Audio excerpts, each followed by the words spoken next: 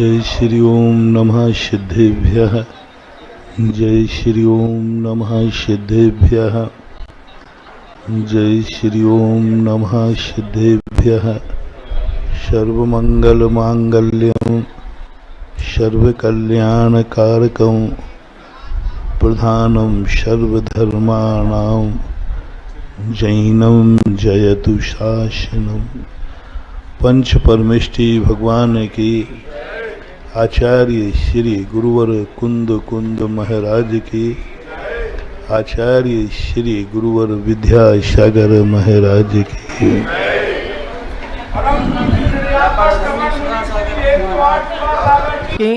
चलो परम पूज्य छुल्लक श्री गंभीर सागर जी महाराज के समस्त मुनि संघ की।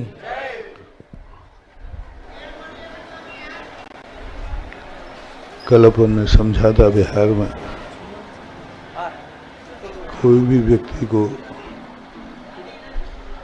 श्वास जो है प्रकृति प्रदान करती है।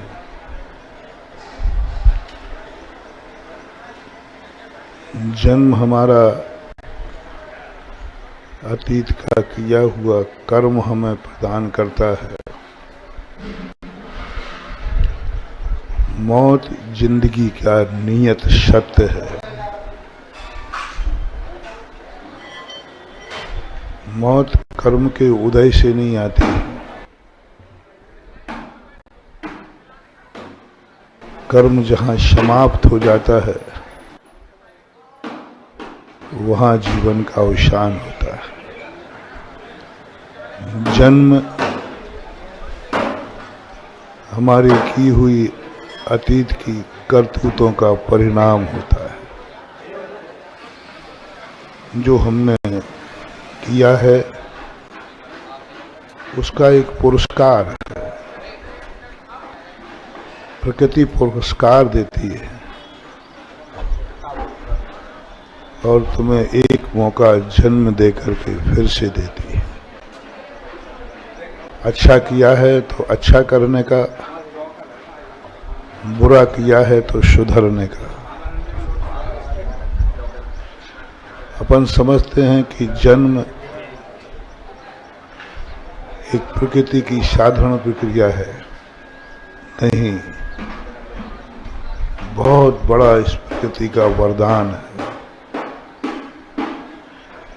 प्रकृति अपने आप में कहती है तुमने कितना भी बुरा किया हो, हम तुम्हें जन्म देकर पुनः एक सुधरने का मौका देते हैं। और व्यक्ति कितना भी नीचे गिर जाए वहां से सुधरने के रास्ते खुले रहते हैं। ऐसा एक भी जीव नहीं है दुनिया में जो मनुष्य पर्याय के चौराहे में आके न मिलता हो। संसार में जितने भी पर्याय हैं सब पर्यायों में पाबंदी है, बैरियर लगे हुए हैं। स्वर्गों में विकलेंद्री नहीं जाएगा, संगी पंचेंद्री मनुष्य त्रियन जाएंगे। नरकों की भी सब जगह पाबंदी है। एक भी 84 लाख योनियों में एक भी योनि नहीं है जहां संसार के हर रास्ते आकर के मिलते हो। बड़ा गजब का सोच है। मैं सोच रहा था, सोचता हूं कि मनुष्य पर्याय इसलिए महान है कि यहाँ मोक्ष के दरवाजे खुलते हैं। नहीं, वो एक कारण है। दूसरा कारण है, मैंने 84 लाख योनियों का अध्ययन किया, स्वाध्याय किया, चिंतन किया कि एक भी ऐसी 84 लाख योनियों में योनि नहीं है मनुष्य को छोड़कर जिसके रास्ते हर योनि से आते हो। निगोद सब नहीं जा सकते, देवता नहीं जा सकते, भोग भूमिया नहीं जा सकते, विकलत्रय देवता नहीं जा सकते, एक इंद्री नारकी नहीं बन सकता, कहीं नहीं। मात्र एक मनुष्य ऐसा जनसंघ है जहां 84 लाख योनियों के रास्ते सीधे आकर के मिलते हैं। कहीं से भी आओ, नारकी भी मनुष्य बन सकता है, देव भी बन सकता है, कीड़ा मकोड़े भी बन सकता है, पेड़ के पत्ते में रहने वाला जीव भी बन सकता है, निगोदिया भी बन सकता है। कोई पाबंदी है ही नहीं। चारों गतियों के जीव एक साथ कहीं से भी आ सकते। ये प्रकृति का एक ऐसा वरदान है। देखो, मनुष्य गति में सारे रास्ते मिलाए प्रकृति ने, देवगति में नहीं, नरकों में नहीं, मनुष्य में मिलाए। क्यों मिलाए मनुष्य में? क्योंकि मनुष्य गति एक इतनी विस्तृत गति है जहां भगवान भी मिल सकते हैं, जहां पर व्यक्ति कितना भी बिगड़ा हुआ व्यक्ति क्यों ना हो, उसको सुधरने का मौका बहुत बड़ा वरदान मान। प्रकृति को कल मैंने कहा था कि मां कहते हैं, मालिक नहीं। मैंने कल मालिक में और प्रकृति में, गार्जियन में और मालिक में अंतर बताया था। माता पिता मालिक नहीं है, बहुत। भगवान भी मालिक नहीं। मालिक तो शोषण करता है। कल मैंने बड़े विस्तार से वहाँ कॉलेज में बताया था। प्रकृति एक माँ है। हर व्यक्ति ने माँ की संज्ञा दी, और माँ का एक नेचर होता है कि उसका बेटा कितना भी बिगड़ा हुआ क्यों ना हो, अंतिम श्वास तक उसे सुधरने की आशा लगी रहती है। आज नहीं कल सुधर जाएगा, कल नहीं परसों सुधर जाएगा। वो पहली बात तो कभी मानने को तैयार नहीं होती कि मेरा बेटा बिगड़ा हुआ है। उसको तो राजा बेटा दिखता है। उसके भाव भी नहीं होते कि मेरा बेटा बिगड़ा है, सुनने को तैयार नहीं होते।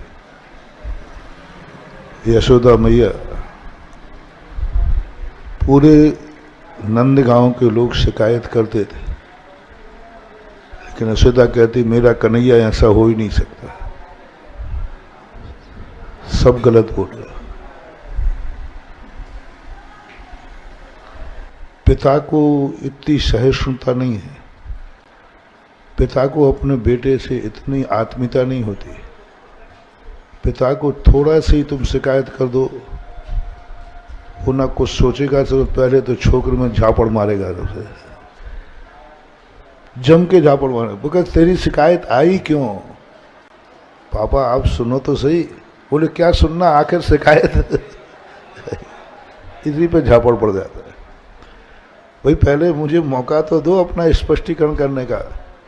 पिता को इतनी सहिष्णुता है ही नहीं कि वो सुन सके।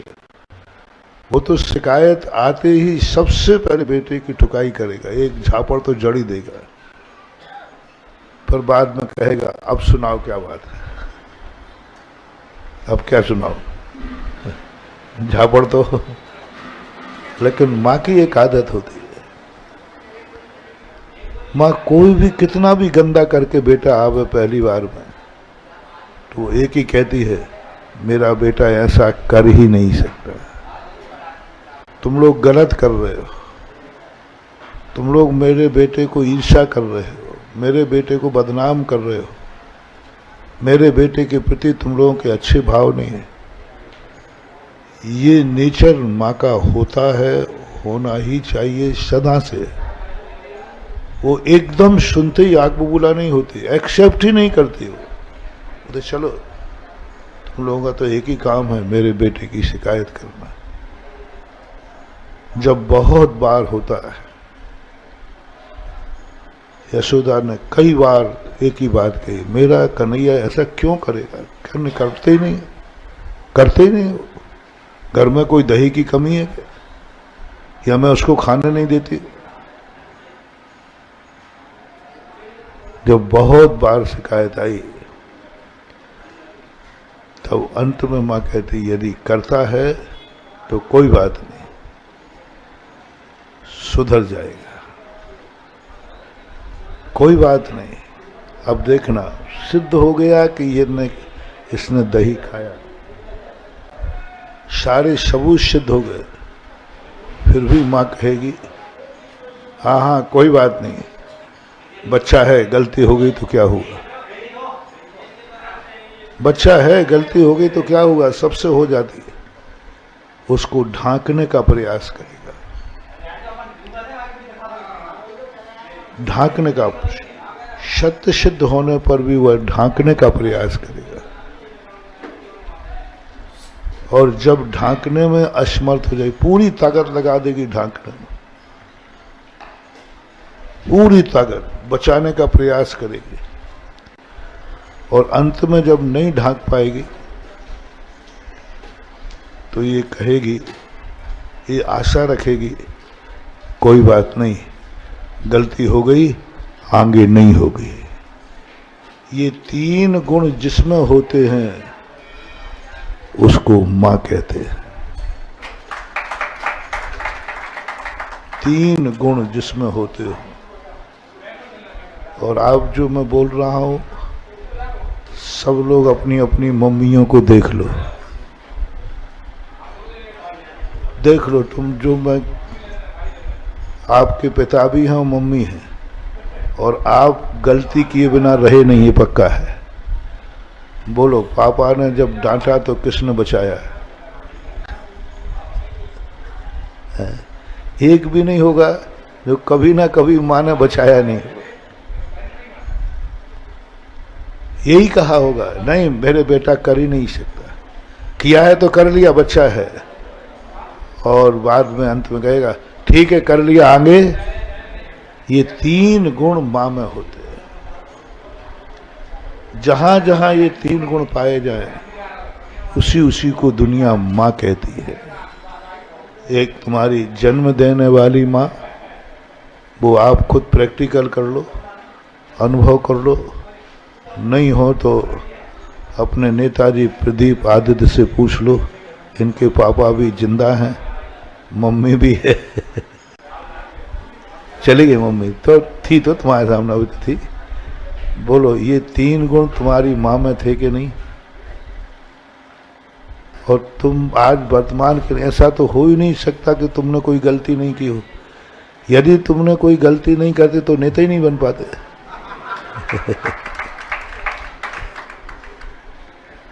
क्योंकि सीधे साधे लोगों को गलतियां होती हैं, नेता वही बन पाता है। और आप सब लोग अपनी अपनी माताओं की तरफ देखो, ये तीन गुण तुम्हारी माताओं में थे कि नहीं? कितने बार नकारा, कितने बार बचाया, और कितने बार आगे सुधरने का मौका दिया। दूसरी मां कहते हैं जिनवाणी को। मैंने सोचा इसको मां क्यों कहते हैं, तो मैंने शास्त्रों को पढ़ा, इसमें भी तीन गुण पाए गए। जिनवाणी मां पहले तो कहती है मेरा राजा बेटा कुछ गड़बड़ करते ही नहीं, ये तो भगवान आत्मा है। द्रव्यान योग जो सबसे बड़ी मां, सबसे बड़ी जो मां है, तो मैंने यही सोचा कि जिनवाणी को एक मुंह से निकली हुई वाणी है, मुंह से निकले हुए शब्द हैं, इसको मां की संज्ञा क्यों दे दी गई? सभी लोग जिनवाणी माता की जय बोलते, बहुत जोर से बोलते, और हमारे गंभीर सागर तो इतने जोर से बोलते कि हमें भी ऊपर से, सामायिक में बैठा रहता हूं ना, शाम को क्रोच में सबसे ज्यादा जोर से बोले जिनवाणी माता की। तो मैंने कही भाई कौन सी माता यहां आ गई? क्यों बोलते मां? तो जब सबसे बड़ी मां होती है द्रव्यान योग की, वो एक्सेप्ट ही नहीं करती। कुछ भी कर लो, कुछ भी कर लो, वो कहता नहीं है मेरा बेटा भगवान आत्मा है, चेतन आत्मा है, शुद्ध स्वरूपी है।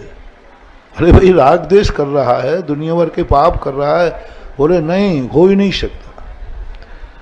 द्रव्यान योग मां स्वीकार ही नहीं करती, मेरा राजा बेटे को आप लोग दूषित मत करो, मेरे भगवान आत्मा को दूषित मत करो, मेरी आत्मा, मेरे भगवान आत्मा है, ये न ये रागी है, न द्वेषी है, न क्रोधी है, न मानी है, न मायावी है, न लोभी है ही नहीं, नकार देते। मग्गण गुण ठाणे ही 1400 हवंती तह अशुद्ध नया, बिन्ने या संसारी सब्बे शुद्धाहु शुद्ध नया। क्या जन्माणी की उदारता! पापी जीवों को, संसार में राग द्वेष करने वालों को स्वीकार ही नहीं कर, नरकों में पड़ा है। बोले सब ये बेफालतू बात है, ऊपर ऊपर की बात है। तो हमारे चैतन्य स्वरूपी इस भगवान आत्मा को बदनाम करना चाहते। तुम लोग इस आत्मा को पापी रागी द्वेषी कहकर गड़बड़ करो, स्वीकार ही नहीं।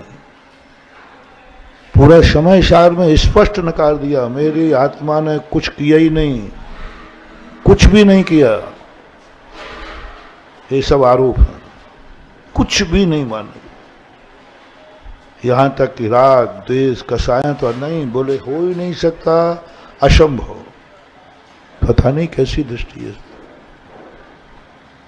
सारी दुनिया कह रही, साक्षात दिख रहा है, वो स्वयं कह रहा है कि हाँ मां मैंने राग द्वेष तो किए हैं। बोले बेटा नहीं, गंदी बात नहीं, मेरा बेटा गलत कभी कर ही नहीं सकता। जैसे तैसे कर्म सिद्धांत की दूसरी मां वो सबूत देती है, देखो इसके पास ऐसा कर्म बन चुका है, इसने ऐसा सिद्ध हो चुका है, कोर्ट से सजा भूल चुकी है। तब भी मां कहती है हाँ हाँ मालूम है मुझे, कर लिया होगा, संसार है, कीचड़ है, मैं है, अच्छे अच्छे गिर जाते, ये संसार कीचड़ है। काजल की कोठरी में कैसे हूं सयान हो जाए, लीक लागे पर हाँ लग गया होगा, कर लिया होगा, ठीक है, कर्म बन गया तो क्या हुआ। जैसे उसने कहा था तुम्हारा बच्चा है, कर लिया उसने, करना की मां कहती ठीक है कर लिया होगा, कर्म कर लिया ना उसने, बन गया, क्या बिगड़ता है, ठीक है। और तीसरी मां जो चरणान युग की है, वह कहती है ठीक है कर लिया, हो गया, आगे नहीं करेगा, सुधर जाएगा। राग द्वेष निवृत्त चरणम प्रतिपद्यते साधु। ठीक है हो गई गलती, बन गया कर्म, सुधर जाएगा, सुधरने का मौका देती है, पर थुतकारती नहीं, बहिष्कार नहीं करती, अपमानित नहीं करती। ये कहने की हिम्मत नहीं होती मां में, तू मेरा बेटा नहीं, मैं तेरी। बाप तो कह देगा गुस्सा में, बाप की बात नहीं ले रहा हूं, बाप तो कह देगा तू मर गया मेरे लिए। मां की हिम्मत नहीं होती, कितना भी निकृष्ट काम कर ले, मां के मुंह से ये नहीं निकलता कि तू मैं तेरी मां नहीं, तू मेरा बेटा नहीं। ये उसका दोष नहीं है, ये मातृत्व का गुण है। नीतिकारों ने इसे दोष नहीं कहा, नीतिकारों ने इसे दोष नहीं कहा, गुण कहा। अपन सोच रहे हैं ये दोष है, सरासर अपराध करने वाले बेटे को माफ कर रही है? नहीं। पूरे शास्त्रों में मैंने पढ़ लिया, कहीं भी इन 3 गुणों को दोष नहीं कहा। चाणक्य ने तो स्पष्ट कह दिया, जब तक ये नारी में 3 गुण हैं तब तक ये सारा जगत जिंदा रहेगा, सारा जगत जिंदा रहेगा। चाहे प्रकृति हो, प्रकृति भी यही करती है, इसको भी मां कहते हैं, ये भी यही करती है, इसको कुछ बुरा दिखता ही नहीं। सबको बराबर हवा देगी, सबको पानी देगी, सबको प्रकाश देगी, कोई भेदभाव ही नहीं करती कि ये पापी है इसको हवा श्वास नहीं दूंगी। नदी नहीं कहती कि पापी है इसको पानी नहीं दूंगी, पेड़ नहीं कहते ये पापी है इसको छाया नहीं दूंगा, इसको फल नहीं दूंगा। प्रकृति कुछ नहीं, भेदभाव कुछ नहीं करती। कोई बात नहीं, अभी हो गया, आगे सुधर जाएगा, इसलिए प्रकृति को मां कहते हैं। आज हम आपको 3 माताओं के संबंध में नेचर बता रहा हूं। 3 माताओं के, जन्म देने वाली मां, प्रकृति मां और जिनवाणी मां। 3 माताएं ये प्रसिद्ध हैं। और एक और भारत में चलता है, क्या? भारत माता है, एक और चलता है। इसके संबंध में भी मैंने देखा कि इसमें भारत माता क्यों? एक बार की घटना है, एक व्यक्ति भारतीय था, बिना नाम लिए बताऊंगा, विदेश में अमेरिका में जाकर के उसने कुछ खुरापाती किया। वहां के राष्ट्रपति को चुनौती दी। राष्ट्रपति जिस गाड़ी में बैठता था उस गाड़ी में अपने आश्रम का मलबा राष्ट्रपति भवन के सामने भर के निकाल दिया और राष्ट्रपति को ये दिखा दिया, तुम जिसमें बैठते हो हमारे आश्रम का मलबा जाता है उसमें से। अमेरिका में और ये खुरापाती करना बहुत बड़ी बात है। अमेरिका ने उसी समय 24 घंटे के अंदर क्या तुरंत देश से निष्कासित कर दिया। अब प्लेन में घूम रहा है, कोई भी देश उसको उतरने नहीं दे रहा, कोई भी देश नहीं उतरने दे रहा, क्योंकि अमेरिका की दृष्टि उस पर है। देखें, जो देश इसको उतरने देगा, पनाह देगा, वो अमेरिका का दुश्मन माना जाएगा। अमेरिका से अब कौन पंगा लेगा, कौन सामोगा में? और एक व्यक्ति के कारण से इतनी बड़ा दुश्मनी कौन लेवे, क्यों लेवे? कोई भी देश, सब देशों में आकाश में मंडरा रहा है, घूम रहा है, कोई भी देश उसको उतरने की अनुमति नहीं दे रहा, सबने नकार दिया। बड़े आदमी जब विपरीत हो जाते हैं तो छोटे मोटे आदमी उसको सहारा देने से भी कतराते हैं। अभी कौन सहारा दे, अभी दें तो और आफत आ जाए। राजीव गांधी उस समय मिनिस्टर थे, प्रधानमंत्री थे। उनके पास जब समाचार आया कि एक भारतीय व्यक्ति ने अमेरिका में ऐसा कार्य किया है जिस कारण से उसको वहां से भागना पड़ा और कोई भी देश उसे उतरने नहीं दे रहा है, राजीव गांधी ने एक शब्द कहे, उसको अनुमति दी जाए। बोले सर, अमेरिका विरोध में चला जाएगा, बहुत बड़ा फरमान जारी है, सब बर्बाद हो जाओगे। उन्होंने कहा कि कौन है वो जो ऊपर आकाश में? बोले मूल भारतीय है, मूल भारतीय है।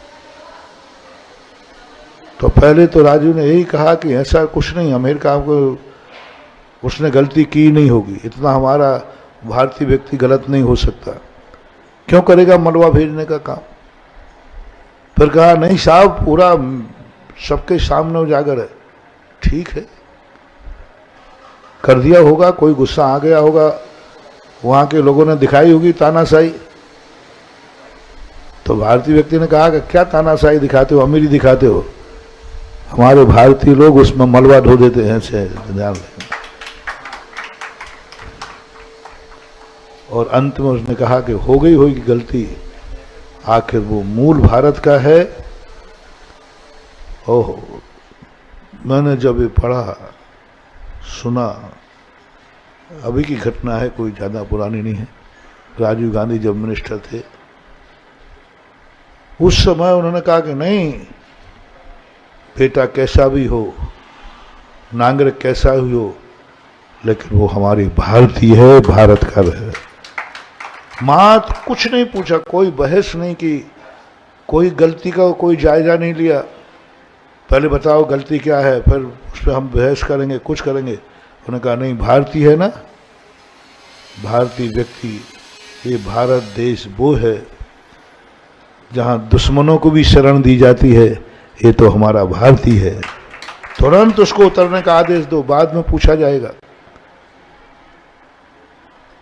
दिल्ली हवाई अड्डे पर उतरा, उतरने के बाद सीधा उसको बुलाया गया, सीधा प्रधानमंत्री ने वार्तालाप किया।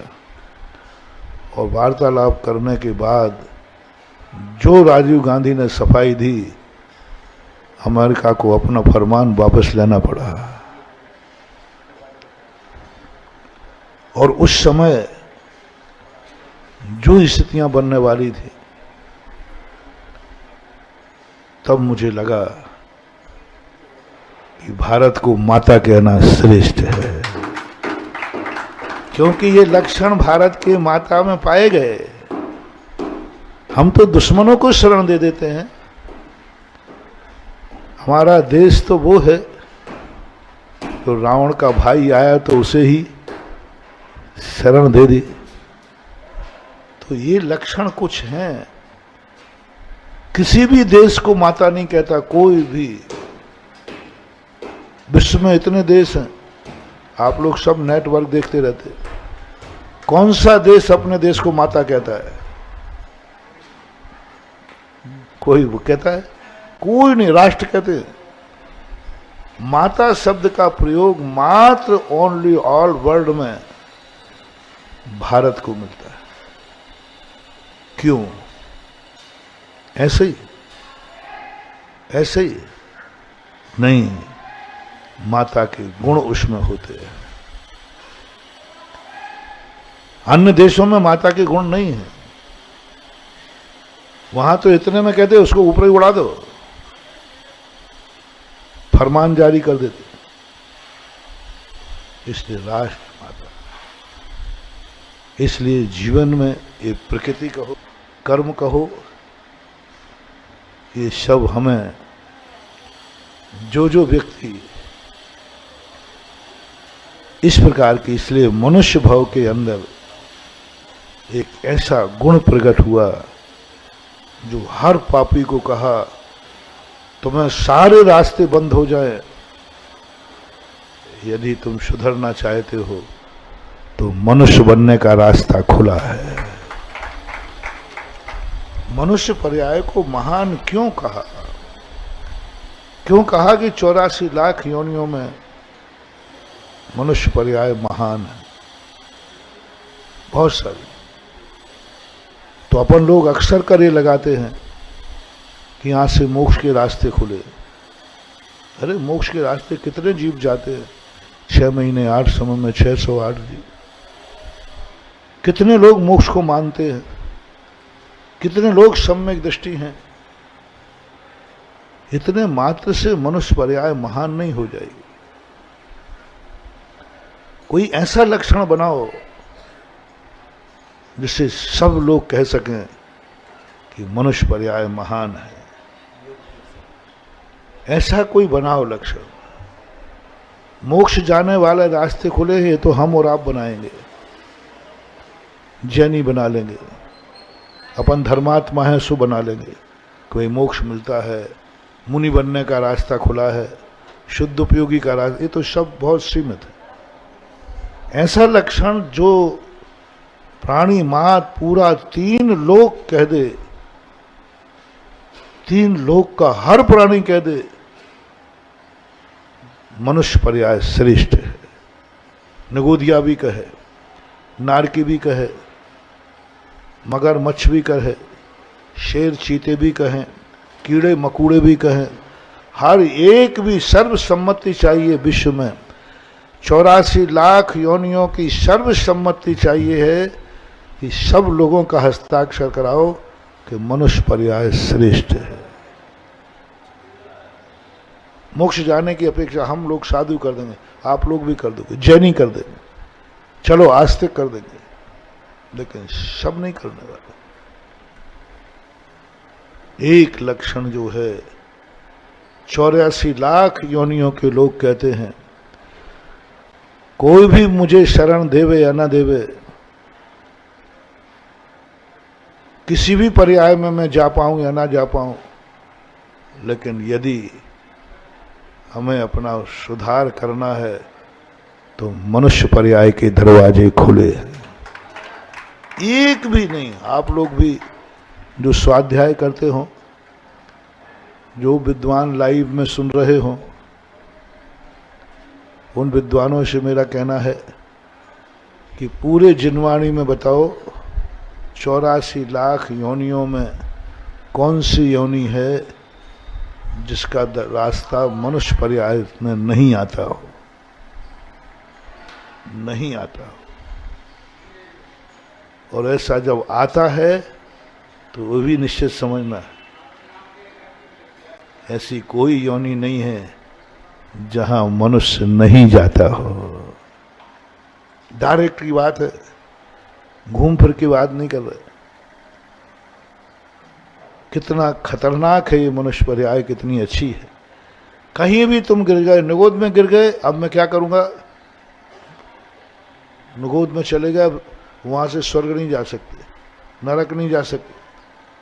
हाँ, मनुष्य का दरवाजा खुला है, नरकों से खुला है, स्वर्गों से तो खुला ही है, सब जगह। ये व्यापकता जब है तब महानुभाव, लेकिन सावधान रहना है। आने के रास्ते सब खुले हैं तो जाने के भी रास्ते सब खुले हैं। यही मत समझना कि हमारे यहाँ मोक्ष का ही दरवाजा खुला है, नहीं, नरकों के दरवाजे हैं, निगोद के दरवाजे, सारे दरवाजे खुले पड़े। यूं मान के कहें अपन सारांश में, मनुष्य रूपी महल में कहीं दरवाजे तो हैं लेकिन उसमें किवाड़ नहीं लगे हैं। सब आओ और सब जाओ, कोई चौकीदार नहीं है, कोई बैरियर नहीं है, बिना कपाटों का गेट है मनुष्य पर्याय। ना आने से रोकता है और ना जाने से रोकता।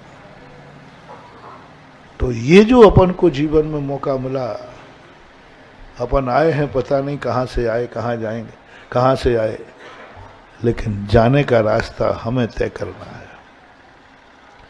प्रकृति ने हमें एक मौका दिया है, एक अवसर दिया है कि बेटा सुधर जा, बेटा कर ले कल्याण। और सबसे बड़ा मौका तो दिया है उसको जो मनुष्यों में भारत में जन्मा, और सबसे बड़ा मौका दिया है जो भारत में भी जैनी के यहाँ जन्मा, और सबसे बड़ा मौका दिया है उसे तुम एक साधु के सामने बैठे हो। ये बहुत बड़ा मौका, साधु की संगति मिल जाए। और इससे बड़ा मौका मिला है कि तुम्हारे पूर्वजों ने उस स्थान पर जन्म हुआ जहां जिनेन्द्र देव का मंदिर है। ये सब मौके हैं प्रकृति के, बंधु समझना नहीं दे। भगवान कोई अपने लिए दुनिया में नहीं आता, भगवान कोई अपनी पूजा के लिए दुनिया में नहीं आता। वो तो पूजा और निंदा से बहुत परे हो चुका है। वो तो सिद्धालय में जाके विराजमान है।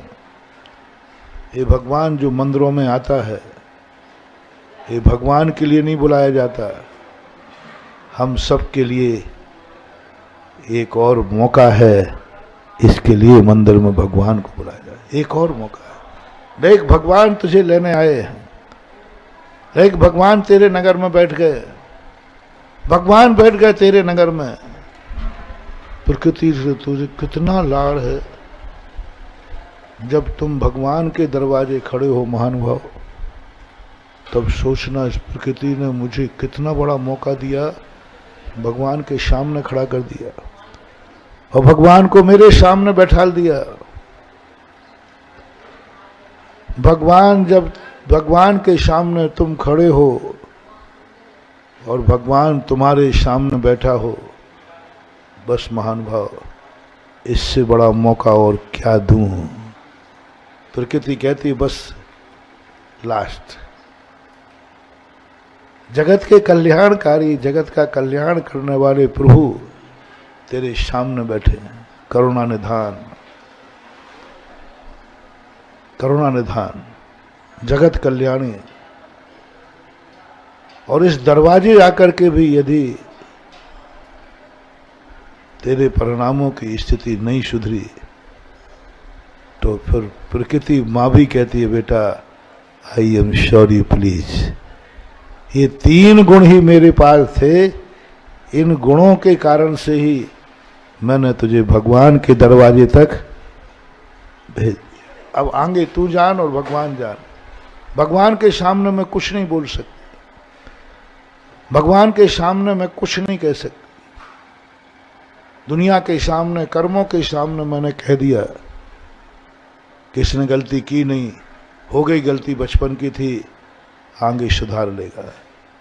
लेकिन ये त्रिलोकीनाथ है, इनके सामने कोई सफाई देने की जरूरत नहीं है। वो तो सर्वज्ञ है, वो तो सर्वज्ञ है। उनके सामने क्या सफाई दो, और उनके सामने मैं क्या तेरी मां बनूं। मैं तो फिर भी इतनी करुणावान नहीं हूं। ये तो मां के भी मां हैं जो सारे जगत पर करुणा करते हैं। इनके सामने मैं क्या, मैं कितना तुझे माफ करूं जो इनको माफ करते। बस इतना स्वीकार कर ले कि आज प्रभु हमारे सामने हैं, तो हमारी जिंदगी का भी अब ऐसा मौका है कि हमारी यह घास की जिंदगी भी अब उपयोगी होगी। कल कहा था ना कि वहाँ के यूनिवर्सिटी के लोग घास को उपयोगी बना रहे हैं। विज्ञान घास को उपयोगी, घास पर शोध हो रहा है। तो आप लोग तो घास से थोड़े आगे के हो हैं, और भगवान तुम्हें उपयोगी बनाने के लिए मंदिर में बैठा है। तुम तो घास से ऊपर हो। बहुत अच्छा, बहुत बड़ा मौका है महानुभाव। और जब तुम्हें कभी गुरु की संगति मिले,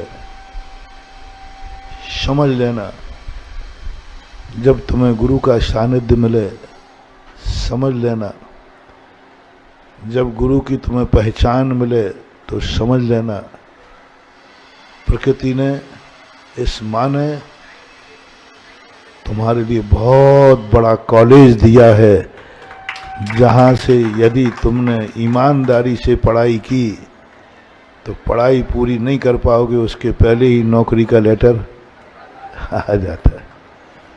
ऐसे कॉलेज होते हैं कुछ अच्छे कॉलेज होते हैं जहाँ पढ़ी पास ही नहीं हो पाता, उसके पहले ही ज्वाइन लेटर है। यदि तुम्हारी जिंदगी में कोई गुरु आ गया हो, तुम्हारी अंतर चेतना ने यदि गुरु को स्वीकार कर लिया हो, और ऐसा लगा हो कि मेरे पूर्व भाव की प्रकृति माने, मेरे कर्मों की माने मुझे इतना सौभाग्य दिया कि मेरी जिंदगी में गुरु आ गए, बस उसका सदुपयोग कर लेना। जिसको गुरु मिल जाते हैं उसके लिए आने वाले देवता भी पहले से सीट रिजर्व कर देते हैं कि ये व्यक्ति आएगा। स्वर्गों की सीटें खाली हो जाती हैं, स्वर्गों की सीटें रोक दी जाती हैं। एक व्यक्ति के संबंध में कथा आती है कि एक ने देवगति का बंद किया। वो मर करके व्यंतर होने वाला था, व्यंतर नहीं अव्यंतर होने वाला। इतने में स्वर्गों में चर्चा चली कि जो व्यंतरों की यहाँ व्यवस्था चालू हो गई कि एक जीव हमारे यहाँ आने वाला है, उससे संबंधित जो वैभव था वो सब व्यवस्थित किया जाने लगा। वहाँ जन्म लेने वाले को जितनी देवियाँ मिलना थी वो देवियाँ उसके स्वागत को तैयार हो गई कि अभी 1 घंटे आध घंटे में वो जी मर करके यहाँ आएगा, मेरा स्वामी देव बनेगा, इस ब्रह्मांड का मालिक बनेगा। सब उसी समय घोषणा की होती है, रुको, देव तो पक्का बनेगा लेकिन वो यहीं आएगा नहीं, अभी रुको, क्योंकि इस समय वो महाराज के प्रवचन में बैठा है, गुरु के सामने बैठा है। गजब का उदाहरण। निश्चित हो गया वहां जन्म लेना। सब लोग आके अब मरने वाला है और यहाँ आके जन्म लेगा, ये सब तैयारी होंगी। लेकिन सम्यक दृष्टि देव ने कहा, नहीं, अभी विश्वास मत करो। देवायु का बंध हुआ है ना, देवगति का बंध हुआ है, लेकिन देव में ही आएगा, इसी देव में आएगा ऐसा नहीं, क्योंकि इस समय वो गुरु के सामने बैठा है, प्रवचन सुन रहा है, गुरु उसको उपदेश दे रहे हैं। कोई भरोसा नहीं, गुरु का उपदेश सुनते सुनते उसने इतने परिणाम बदल जाएं, इतने परिणाम बदल जाएं कि अभी श्रीफल उठा करके 12 व्रत ले लेवे, श्रीफल उठा करके दीक्षा ले लेवे, श्रीफल मुनि बन जाए तो सीधा 16वें स्वर्ग में जन्म लेगा।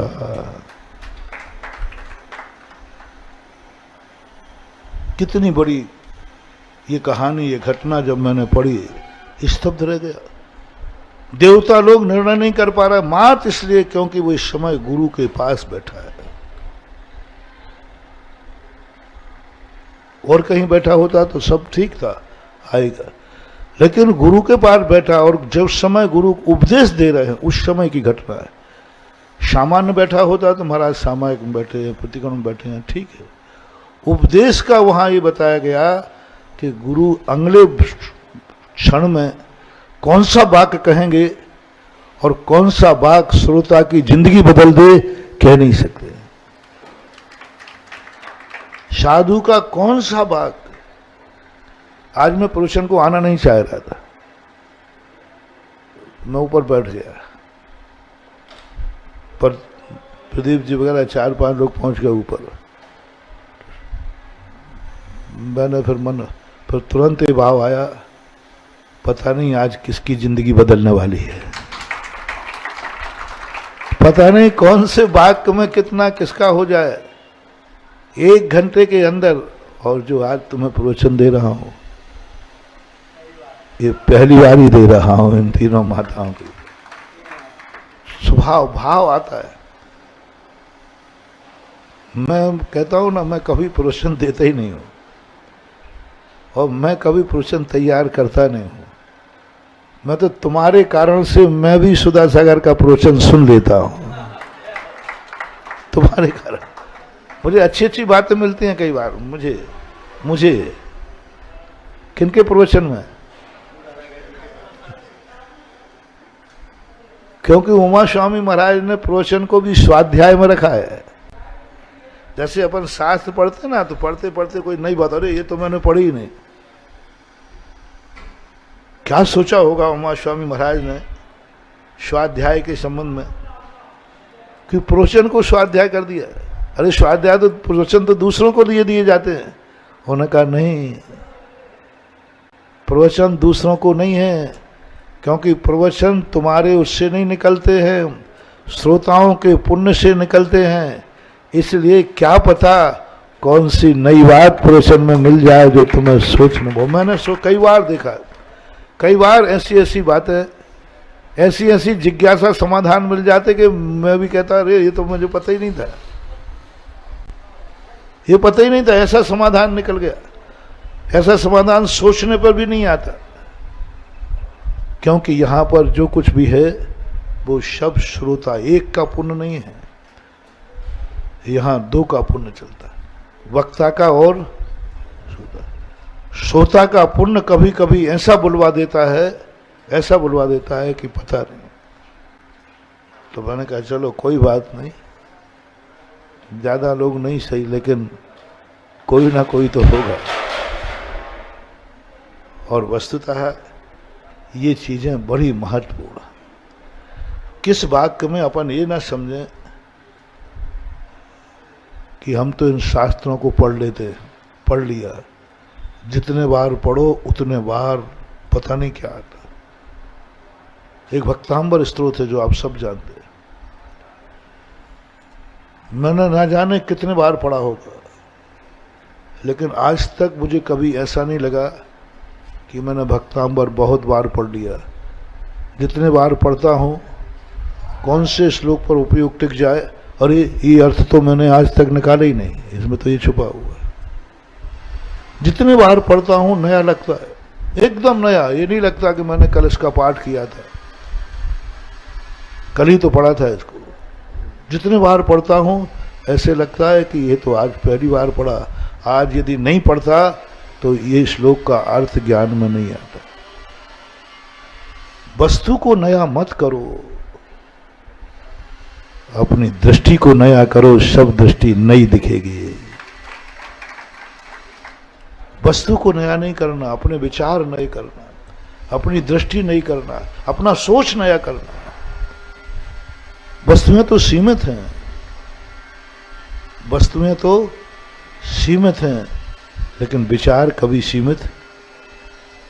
अपन सोचे ना, अपन क्यों सोचते हैं घड़ी को एक पहलू से, हम क्यों देखते हैं किसी को एक पहलू से? उसके उतने पहलू भी देखो ना जितने उसमें हैं, और जितने तुम विचार सकते हो। हम एक ही एंगल से देखते हैं तो हम ऊब जाते हैं। व्यक्ति कहता है महाराज जी सब कुछ वही वही, बोर हो जाते हैं। ये तुम्हारी बहुत बड़ी भूल है। तुम वही वही क्यों सोचते हो? वही वही दृष्टि क्यों रखते हो? क्यों रखते हो कि वही भगवान है जो कल थे? क्यों रखते हो ये वही मंदिर है जो कल थे? क्यों रखते हो कि वही महाराज है जो कल थे? क्यों रखते हो कि यही भक्तांबर जो कल था? विज्ञान कहता है ये घास वही था जो 50 साल पहले था। नहीं, आज जो घास उसके हाथ है वो नए आविष्कार के साथ है। उन्होंने बताया कि वही घास कल एक पत्थर चटा होता है। तो ईश्वरी की बात है सन 1983 की। तो उन्होंने कहा पत्थर चटा कोई दवाई के लिए चाहिए था। तो बन गई कहाँ मिलेगा पत्थर चटा? तो उन्होंने महाराज जी यहीं लगाया। अब हम लोग प्रतिदिन देखते थे कचड़ा था, घास थी। उन्होंने कहा ये, अरे उस दिन से वो घास नहीं औषधि देख ली है। वस्तु वही है कि बदल गई, लेकिन अभी तक क्या थी और अब क्या हो गई? औषधि। औषधि की कीमत कितनी है और घास की कीमत कितनी है?